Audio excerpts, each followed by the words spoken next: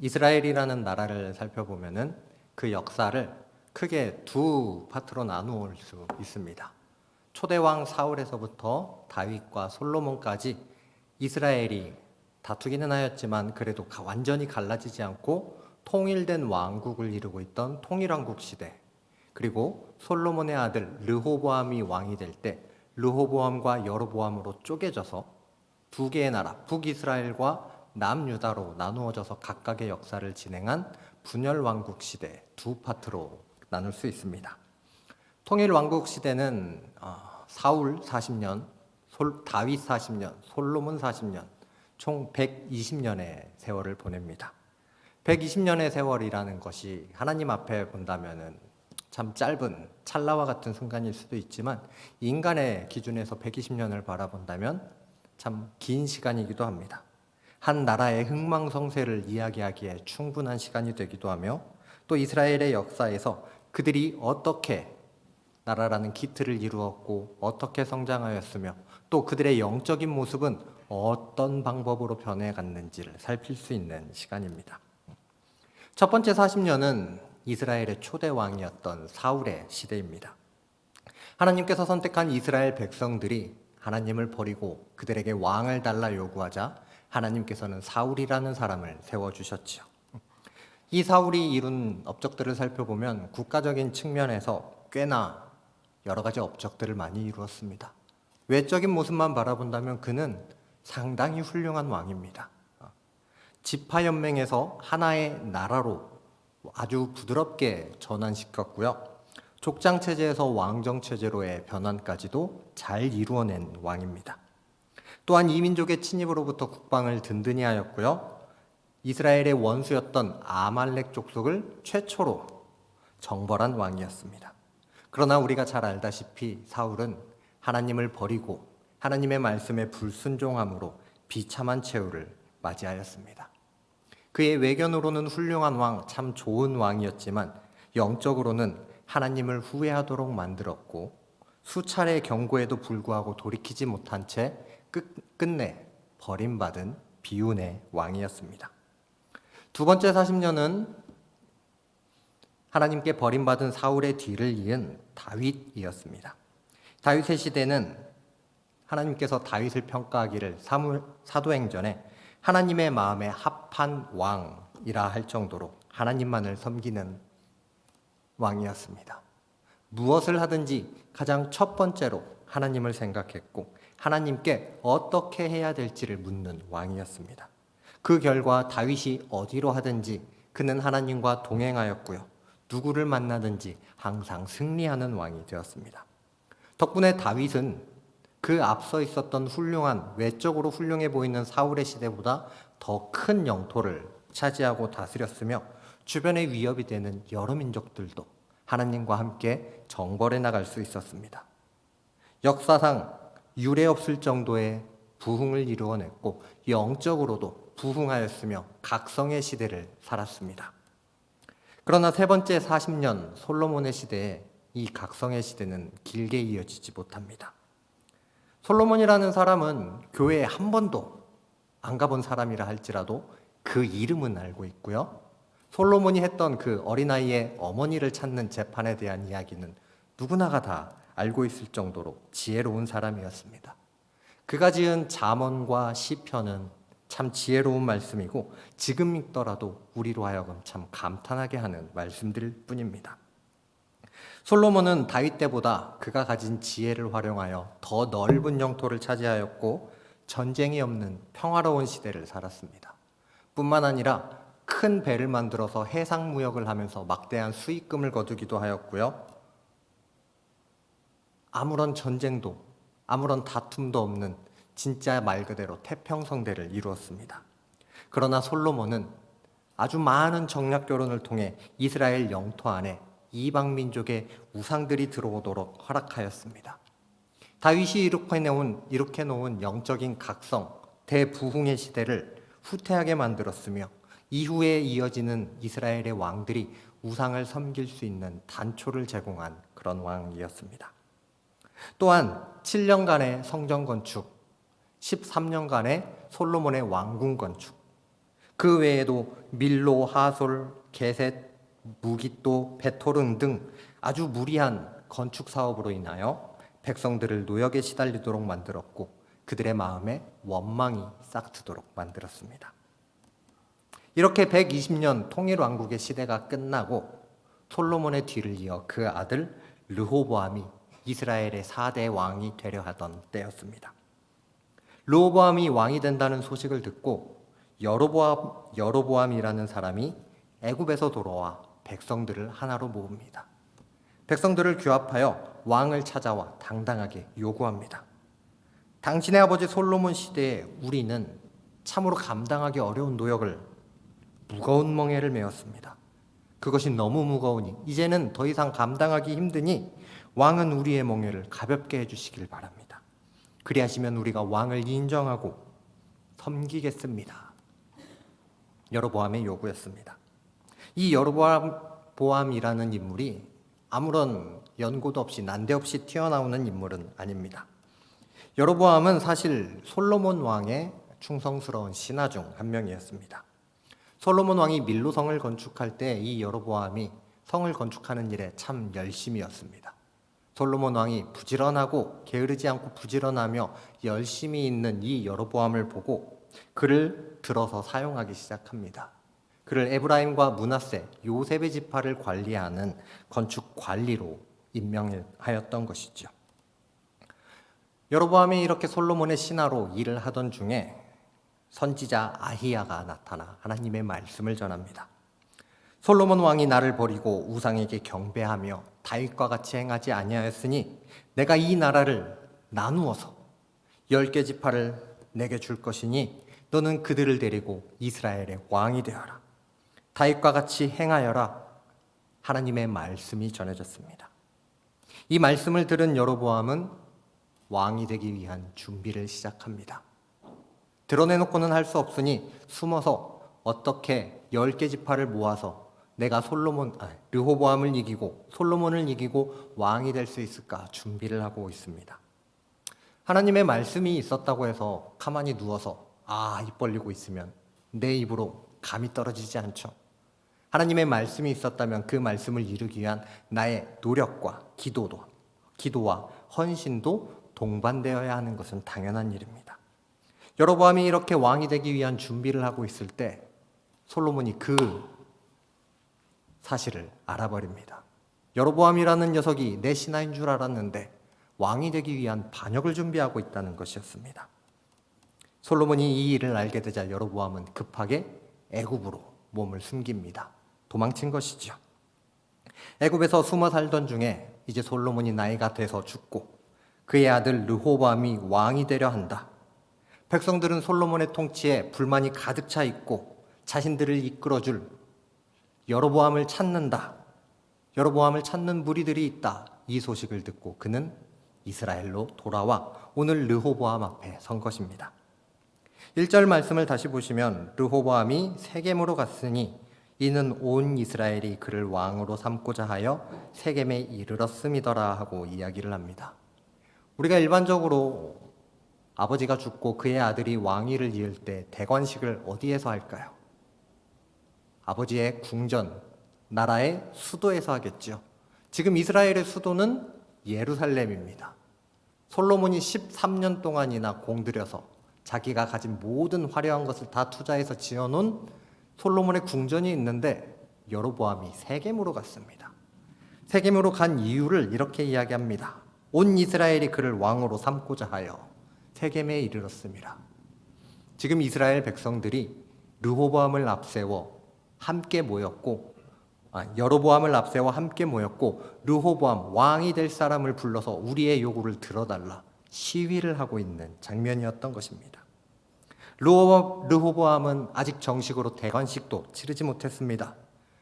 그가 혈통적으로는 솔로몬의 뒤를 이어 왕이 될 것이 분명하기는 하나 절차적으로 정식 왕이 되지 못한 상황이었고 백성들의 요구를 들어주지 않으면 왕이 되기에 힘들지도 모르는 상황이었습니다.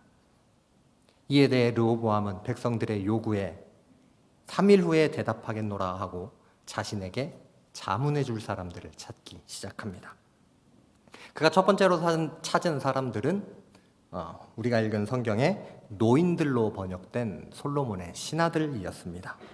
저희 한글 성경에는 그냥 단순히 노인들로 번역이 되어 있는데요. 영어 성경을 찾아보면 노인이라는 뜻의 올더가 아니고요. 장로라는 뜻의 엘더로 표현이 됩니다. 엘더. 장로 또는 원로원이라는 표현이죠. 이들은 솔로몬의 신하였습니다. 역사상 가장 지혜로웠던 사람, 이스라엘이라는 나라가 어디에 붙어 있는지도 모르는 사람도 솔로몬은 알고 있을 만큼 가장 지혜로웠던 사람과 함께 나라를 다스렸던 신하들입니다. 그에게 배운 지혜와 지식이 얼마나 많을 것이며 배운 지혜와 지식으로 나라를 아주 잘 다스렸기에 그 공로를 인정받아 엘더, 장로, 원로원의 자리에 오를 수 있었던 사람들입니다. 이들은 르호보암에게 이렇게 충고합니다. 우리 7절 말씀을 함께 보실까요? 12장 7절 말씀 함께 읽습니다. 시작. 대답하여 이르되 왕이 만일 오늘 이 백성을 섬기는 자가 되어 그들을 섬기고 좋은 말로 대답하여 이르시면 그들이 영원히 왕의 종이 되리이다 하나. 아멘. 현명하고 지혜로운 장로들은 왕이 되기 위한 르호보암에게 백성들의 요구 들어주어라 이야기를 합니다. 아직 당신은 왕의 자리에 오르지 못한 상태이고 백성들의 불만은 하늘을 찌르고 있는 상황. 그들을 섬기고 좋은 말로 다스린 이후에 이후 왕의 힘이 강해졌을 때, 당신의 힘이 강해졌을 때 이 백성들을 원하는 대로 다스린다면 그들이 영원히 왕의 종이 될 것입니다 하고 참 지혜로운 말로 권면하였습니다. 충고하였습니다. 그러나 이 충고는 참 애석하게도 르호보암이 원하는 대답이 아니었습니다. 우리 젊은 사람들 쓰는 말 중에 답정너라는 말이 있습니다. 무슨 의미일까요?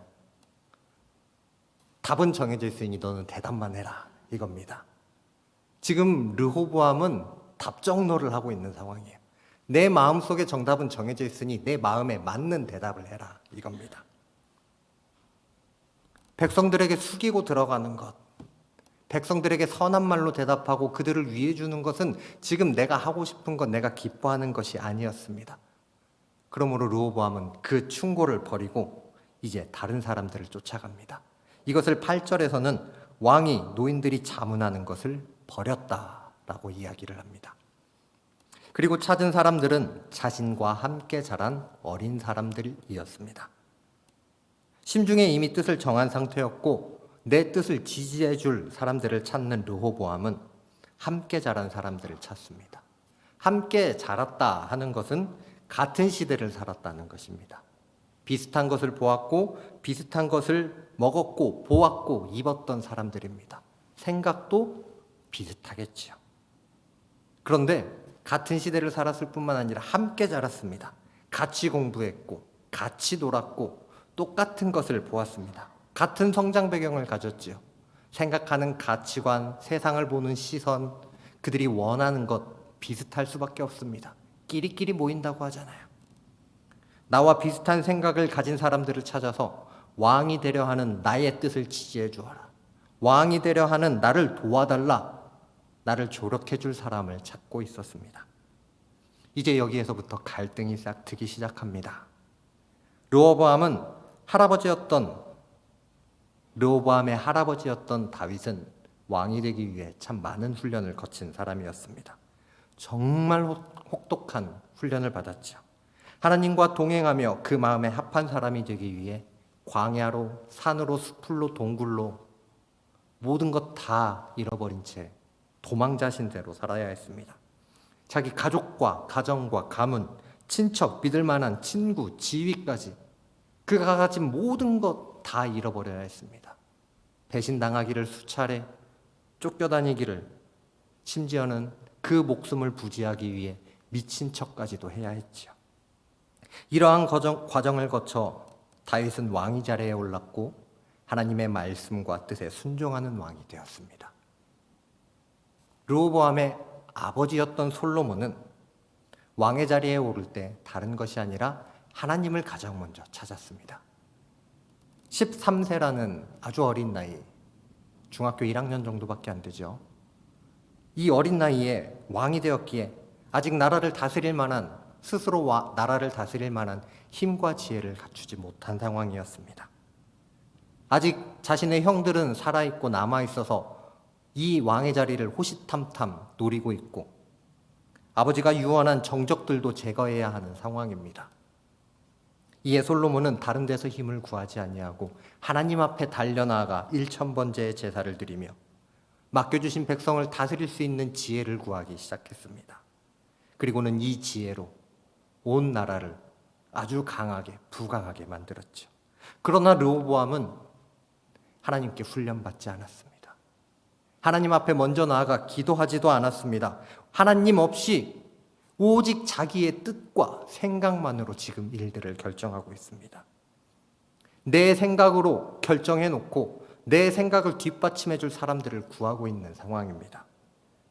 그 결과는 이스라엘의 분열로 나타납니다. 르호보암 때 분열한 이스라엘은 두 나라가 모두 멸망하기까지 합쳐지지 못합니다. 끝내 합쳐지지 못합니다. 3일 뒤에 르호보암은 이제 백성들을 만나고 3일 뒤에 르호보암이 백성들과 함께 여로보암을 찾아오자 그는 답을 내어 놓습니다. 14절 말씀에 어린 사람들의 잠언을 따라 그들에게 말하여 이르되 내 아버지는 너희의 멍에를 무겁게 하였으나 나는 너희의 멍에를 더욱 무겁게 할지라. 내 아버지는 채찍으로 너희를 징계하였으나 나는 전갈 채찍으로 너희를 징치하리라 하니라. 어떻게 해석해도 이 말씀을 좋게 포장할 방법을 못 찾겠습니다. 특히 이 말씀을 13절에서는 이렇게 평가합니다. 왕이 포악한 말로 백성에게 대답할세. 왕이 백성들의 마음을 알아주고 어루만져주고 감싸주어야 할 사람인데 왕이 그 백성들에게 포악한 말로 이야기를 합니다. 왕이라는 자리가 백성들을 위해 군림하는 자리는 아니죠. 다른 나라의 왕들은 자기가 가진 강력한 힘과 권력, 재물로 백성들을 다스리고 자기가 원하는 대로 한다 할지라도 이스라엘이라는 나라에게 있어서 왕의 자리는 그러한 자리가 아닙니다. 하나님께서 이스라엘 가운데 세운 왕은 하나님의 뜻과 말씀대로 백성을 다스리는 사람들입니다. 백성들을 주의 말씀으로 잘 양육하고 인도하고 이끌어서 주님께로 데리고 가는 사람, 주의 말씀대로 기르는 사람이 바로 왕입니다. 그렇기에 하나님께서는 이 왕과 구별되는 제사장을 세우시고 선지자와 예언자를 세우시는 것입니다. 정해진 역할을 넘지 못하도록 하신 것이죠. 그런데 여로보암은 이 앞선 모든 과정에서 하나님은 단 한 번도 찾지 않은 채 훈련도 받지 않은 사람이 하나님을 찾지도 않았습니다. 오로지 내 생각만으로 모든 일을 결정하고 진행했습니다. 이제 오는 토요일이면 저희는 임직 예식을 합니다. 우리 담임 목사님과 교역자들 그리고 또 임직자들이 함께 모여 이 임직 예식을 준비하고 모든 일들을 행할 때 가장 먼저 찾는 것, 가장 중요하게 생각하는 것은 어떻게 하면 행사가 매끄럽게 진행될까? 우리 교회를 찾는 손님들이 어떻게 하면 교회를 더 예쁘게 보아줄까? 우리를 기뻐할까? 하는 것이 절대 아닙니다. 가장 먼저 찾는 것이 무엇이어야겠습니까? 가장 중요하게 여기는 것은 이 예식을 통해 하나님께서 영광 받으시는 것이 우선입니다. 그리고 하나님께서 세우신 일꾼들이 세움받아 주의 나라와 교회를 위해 헌신하는 것이 필요합니다. 우리 주보를 보시면 여기 구역보고 금주의 외울 말씀 아래에 금주의 중보기도 3가지가 있습니다. 이 중보기도 제목 2번째를 보시면 임직 예배를 통해 하나님이 영광 받으시고 귀한 일꾼들이 잘 세워지도록 함께 기도하자 합니다. 다른 것이 아니라 첫 번째가 하나님께 영광이며 두 번째는 귀한 일꾼들, 좋은 일꾼들이 세워지는 것입니다. 사람의 영광이 아님이며 사람의 일꾼도 아닙니다. 오직 하나님입니다. 그러므로 저희는 어떠한 일을 할 때 무언가 우리에게 닥쳤을 때 반드시 하나님께 묻는 사람이 되어야 합니다. 하나님께 묻고 하나님께 물어보고 하나님께서 인도하시는 길을 따라야 하나님의 영광이 드러날 것 아닙니까? 세상의 모든 지혜와 지식의 근본이 되는 하나님께 묻고 그 인도하심을 받는다면 행하는 일들은 가장 좋은 방법으로 순적하게 이루어질 것입니다. 가장 좋은 때를 따라 이루어질 것입니다. 우리가 너무 잘 알고 있는 유명한 말씀입니다. 잠언 16장 9절에 사람이 마음으로 자기의 길을 계획할지라도 그의 걸음을 인도하시는 이는 여호와시니라. 우리가 아무리 열심히 계획하고 준비하고 삐까뻔쩍하게 도저히 물샐 틈 없이 초 단위로 계산해 놓았다 할지라도 그 걸음을 인도하시는 하나님이 없으면 모든 것이 허사입니다. 듬성듬성 여기저기 허점투성이고 준비된 것 하나도 없어 보인다 할지라도 하나님께서 인도하시면 모든 일이 기뻐하시는 대로 주의 영광을 나타내며 이루어질 줄을 믿습니다. 마찬가지로 잠언 16장 3절에서도 이렇게 이야기합니다. 너의 행사를 여호와께 맡기라. 그리하면 내가 경영하는 것이 이루어지리라. 아멘. 하나님께 맡기고 그 인도하심을 받는 것이 우리가 해야 할 일입니다. 다윗이 블레셋과 싸울 때 그는 하나님께 물었습니다. 하나님, 전쟁하러 나아갑니까? 올라가라. 내가 반드시 저 블레셋을 너의 손에 넘기리라. 승리하였습니다. 두 번째 전쟁 때도 묻습니다. 하나님, 또 나아갈까요? 이번에는 뽕나무 숲을 밑에서 기다려라. 내가 먼저 나아가 저들을 치리라. 또 이겼습니다. 연전연승이었습니다. 어디를 가든지 이길 수 있었습니다. 어디를 가든지 패배하지 않았습니다. 하나님께 물었기 때문입니다. 하나님께서 인도하시는 길을 따라갔기 때문입니다. 가장 먼저 하나님께 묻고 그 인도하심을 받는 우리 성남 가족 되시기를 축복합니다. 일할 때 두 번째로 필요한 것은 우리 믿음의 선배들 또 믿음의 동료들과 함께 상의하는 것입니다. 사람이 혼자 어떠한 일을 계획하고 혼자서 다 진행한다면 한두 번은 성공할지 모르지만 반드시 실패하고 넘어지는 때가 있습니다.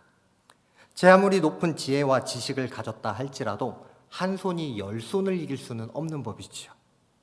혼자만의 생각과 시각에 갇혀서는 더 큰 것을 바라보지 못하고 더 넓이, 더 멀리 바라보지 못합니다. 신학을 하게 되면 이제 대학원에서 배우는 여러 가지가 있지만 그 중에 중요한 것 한 가지가 많은 책을 읽고 많은 말씀을 듣고 많이 기도하는 것입니다. 아무리 신학을 깊게 배우고 성경을 열심히 연구하고 넓은 지식을 가졌다 할지라도 자기만의 생각에 갇혀 있으면 그 사람은 삐뚤어지기 마련입니다. 자기만의 생각과 자기만의 해석 방법에 갇혀 있으면 그는 필경 잘못된 길로 접어들게 됩니다. 그렇기 때문에 세계 저명한 목사님들의 책 많이 읽으라 교수님들이 항상 강조합니다. 학기 초가 되면 오리엔테이션을 하죠. 교수님들이 권장 도서를 한두 권도 아닙니다. 막 4권, 5권씩 소개해 줍니다.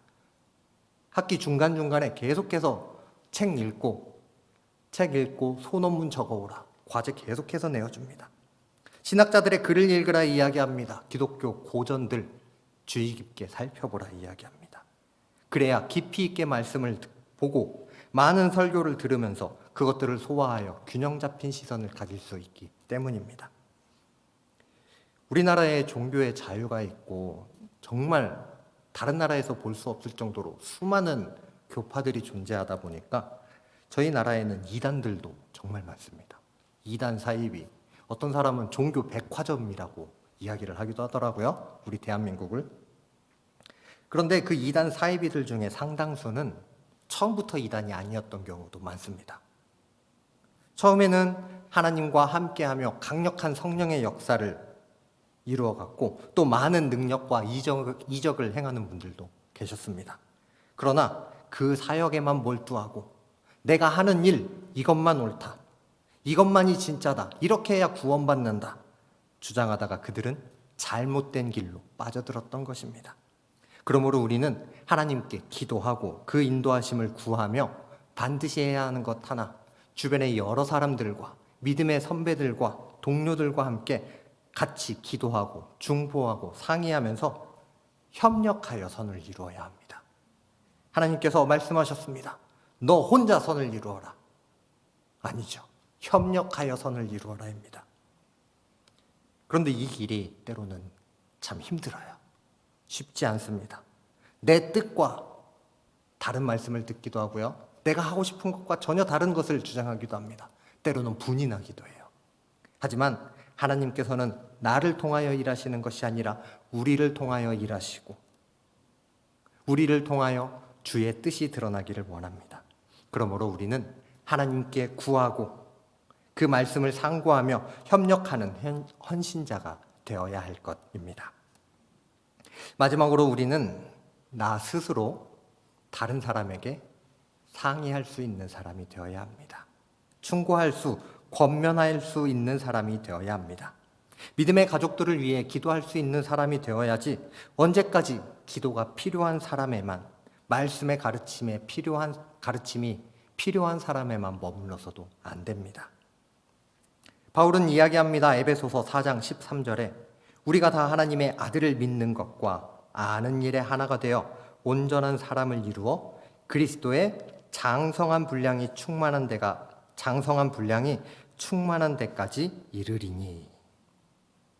또한 히브리서의 저자는 질책하기도 합니다.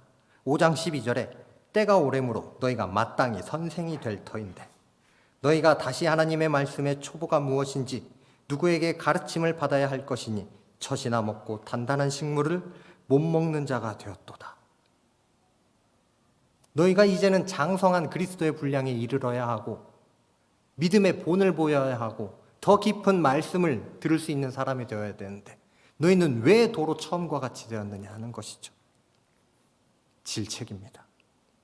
날마다 말씀을 가까이 하고 듣고 묵상하며 하나님의 음성에 민감한 사람이 되어야 합니다.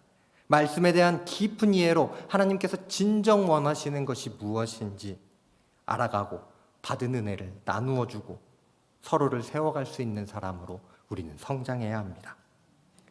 제가 성남교회에 온 지 이제 만 5년이 지났고 6년 차에 접어드는데요. 17년도 12월 성탄절 직전에 제가 왔습니다. 이제 그 다음에 18년도부터 이제 본격적으로 사역을 하는데 18년도 표어 혹시 기억하십니까? 18년도 표어. 그 해의 표어가 성장과 성숙을 이루어 열매 맺는 바로 그 교회였습니다. 기억나시나요? 저는 저희 교회 지금까지 5년, 6년 동안 표어를 봤지만요. 이 표어가 가장 좋았습니다.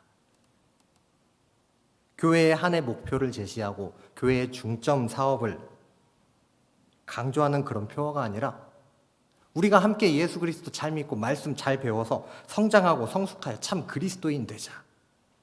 장성한 그리스도의 분량에 이르자는 참 좋은 표어였습니다. 이 표어는 한 해만 우리가 집중해야 할 표어가 아니라 평생 예수 그리스도가 오시는 그날까지 우리가 추구해야 될 표어일 것입니다. 우리는 머물러 있는 자, 항상 가르침이 필요한 자, 항상 충고만 받아야 하는 자가 아니라 충고할 수 있는 자로 성장해야 하며 주의 말씀을 겉핥기식으로 하는 것이 아니라 깊은 말씀까지 깨달아 알고 하나님 앞에까지 나아가는 자가 되어야 합니다. 하나님과 상의하지 않고 참 지혜로운 선배들의, 믿음의 선배들의 충고를 버리고 성장과 성숙을 이루지 못한 르호보암은 자신이 원했던 것 단 하나도 이루지 못합니다. 12개의 이스라엘 지파 중에 10개 지파를 빼앗겨 버렸습니다. 백성들의 멍에를 자기 아버지보다 무겁게 하고 정갈채찍으로 그들을 다스리는 수준이 아니라 징치하고 싶어 했습니다. 자기의 강한 힘, 나는 이렇게 뛰어난 왕이야 자랑하고 싶었습니다. 그러나 그는 단 하루도 누리지 못하고 나라를 쪼개어 놓은 왕으로 기록되어 버립니다. 물론 이 일이 자기 아버지였던 솔로몬이 하나님을 버리고 우상을 섬긴 일로 말미암은 것이기는 하지만 르호보암 자신이 하나님 앞에 나아가 간절히 구하고 기도하였더라면 하나님께서는 그 뜻을 돌이키셨을 것입니다. 나라를 쪼개는 일을 더 뒤로 늦추셨을 것입니다. 그러나 르호보암은 그렇게 하지 못했습니다. 첫 단추부터 잘못 꿰어버렸습니다. 르호보암은 이후 17년간 남유다를 다스리며 곳곳에 우상을 세운 악한 왕이 되었고요. 우상에게 제사할 산당과 신전을 세웠고 하나님께서 가증히 여기시는 일을 참 많이 행하였습니다.